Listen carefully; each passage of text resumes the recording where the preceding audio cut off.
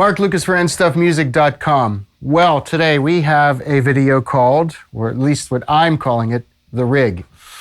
We've gotten a lot of requests. People have asked me what I use for live performances and stuff like that. So I'm going to go through that with you and talk to you about my two favorite amplifiers of all time. That one, a Vox Ac30. This one is the Fender Deville Michael Landau amplifier, which is different from the regular Deville in that it has no overdrive channel. It's basically a clean amp with two clean sounds. It has Celestion speakers in it. They're V70s. This one has Celestion greenbacks, I think. I'm a big fan of Celestion speakers. I think they're inherently reliable speakers. They always get the job done, and I just like them very, very much. Both of these amps have effects loops in them. For this video, I'm not using the loop of the amp because I'm splitting it between an A-B box to either run one amplifier at a time or both of them in stereo, or together, I should say.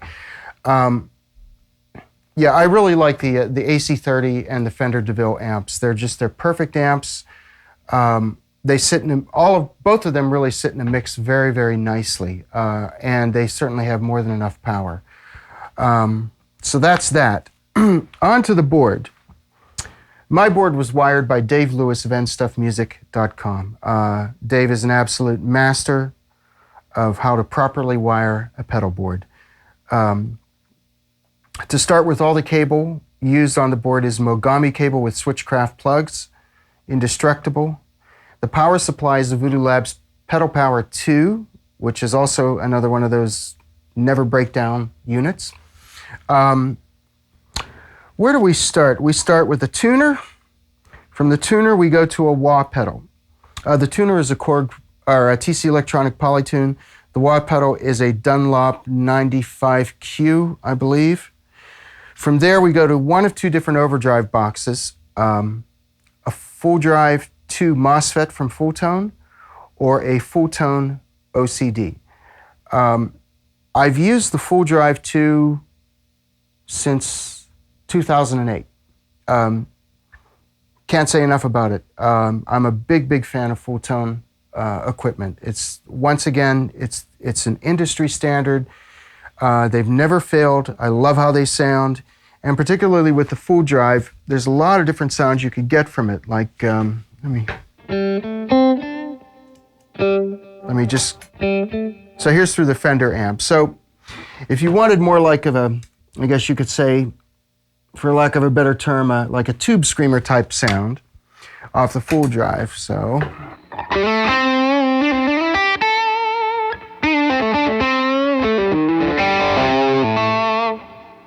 Add the boost to it.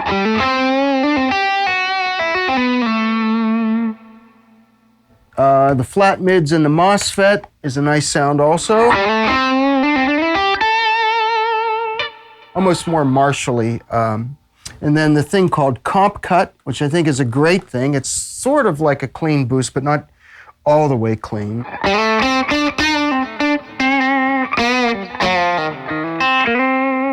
And then with it off.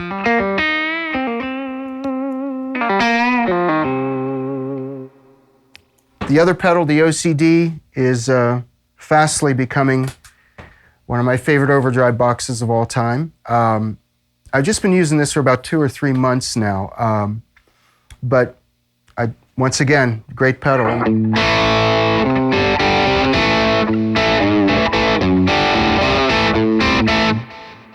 then if we go to the Vox Amp, you'll see that it works just as well.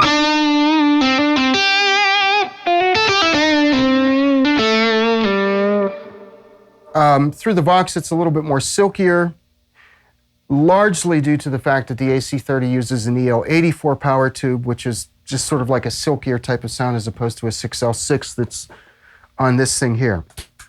Okay, so we have all of that. Through the effects loop, there are 3 things that I use, and I don't use a real lot of effects. I use a TC Electronic flashback delay, 2 or 3 of the sounds off of it. I don't like it sounding like there's too much of an effect on a guitar signal. I would prefer that, that I would have to really listen to the affected sound, so to speak. So, like,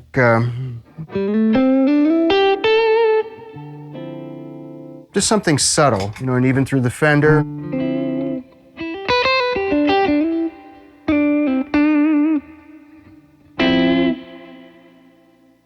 And sometimes I'll turn it up just a little bit.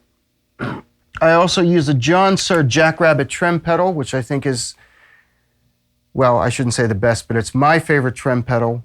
I've used this one for, I don't know, 2 or 3 years or something.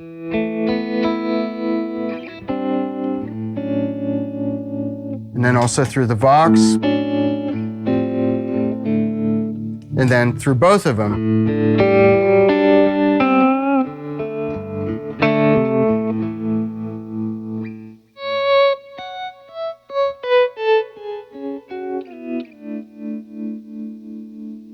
So that's a nice sound too. The most recent box that I have bought is a full-tone 2B, which is a clean booster. And I really like this booster a lot. I'm running it through the effects of the amps. Like all full-tone products, they have an astonishing amount of clean headroom to them. And even when I'm not using it as a booster, I leave it on because it works as a line level driver. It's a conditioner that helps to just basically clean up a signal. So, let me go back to the Fender amp here. All right, so that's with it off, and here's with it at about 8:30.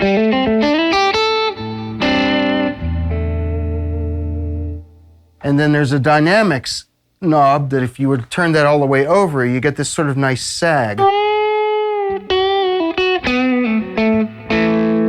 Almost like a little bit of a natural compression, but once again, it's not something that sounds like it's compressed. That's a thing that I have about using effects of any kind. I don't want the effect to overpower the signal of the guitar or to make it sound like you're listening to the effect and not the sound of the guitar. But yeah, this is a very, very nice pedal.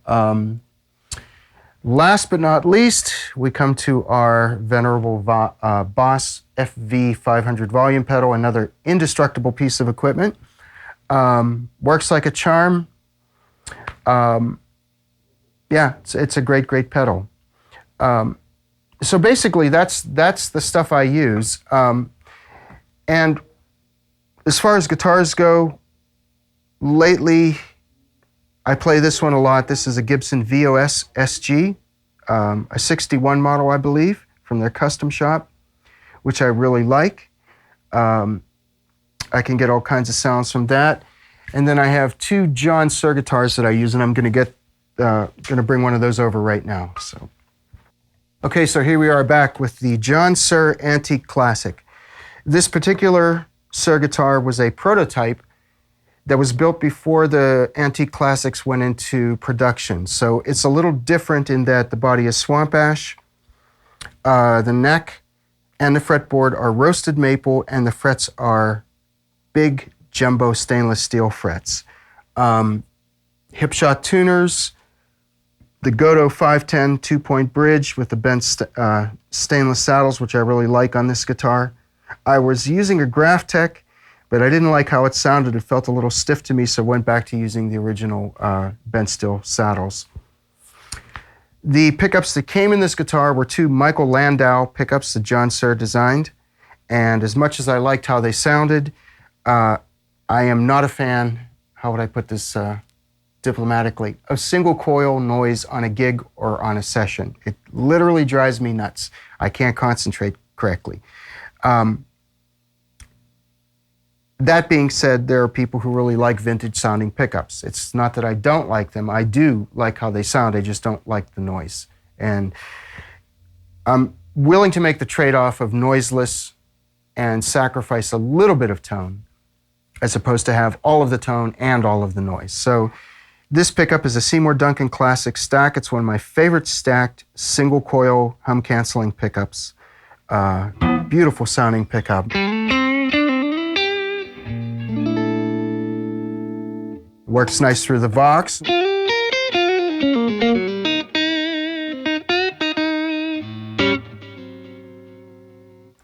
The next pickup is a Seymour Duncan Vintage Rails, which is a little bit more mid-rangey, I think, than the classic stack. So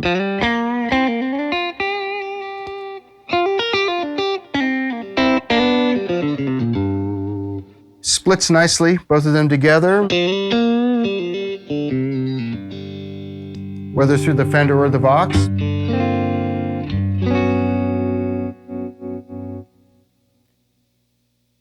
The next sound is this one, and this pickup is a John Suhr pickup. It's an SSV Plus, very nice sounding humbucking pickup, nice and fat, nice and loud, which I like on a bridge humbucker.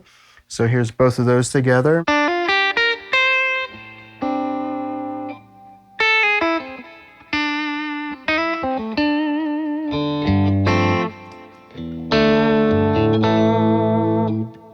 Then we go just straight to the humbucker. Through the Fender.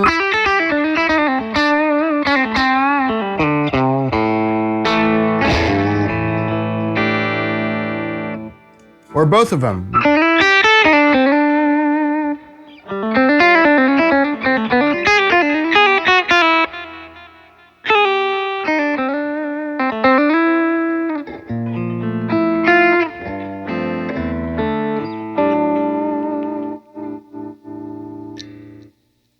So that's the other John Suhr guitar, or one of the John Suhrs that I use. I'm going to go get the next one that I use.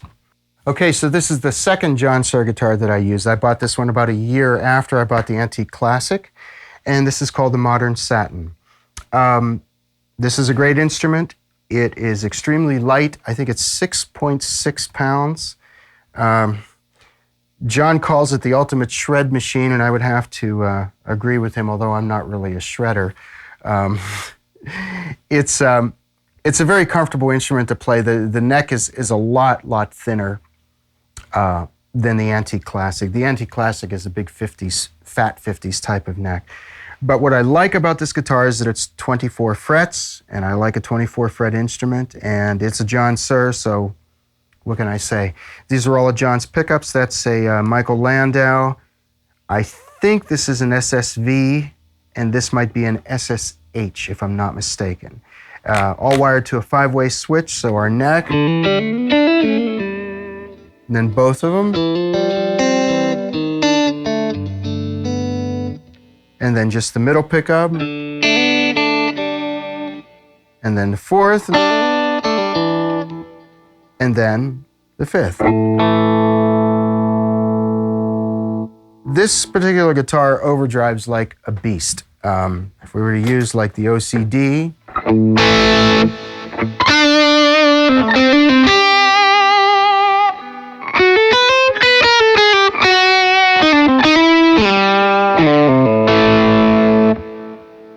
but we can also use the full drive.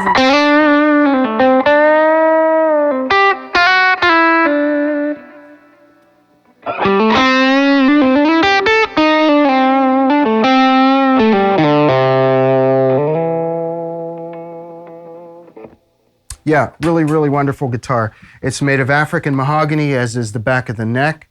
Fretboard is a rosewood fretboard. The locking tuning gears on the back are by Suhr himself. And the Godot 510 two-point bridge. They came with these types of modern-looking saddles as opposed to the other one. But yeah, that's basically what I use to play gigs. I have a couple of other guitars at home. I have an Ibanez Archtop that I use to play solo gigs and gigs with singers. I have an old Yamaha silent guitar that I use for nylon string stuff. And I have, which I did not bring in today, I have an EVH hardtail guitar. Not the PV one, but the actual EVH, I think it's from 2011. It's a made in Japan one. But that's what I use. I like the idea of stereo. Stereo is, or two amps together at the same time, because it allows you to not have to play so hard, and also you could really spread your sound out a lot. So,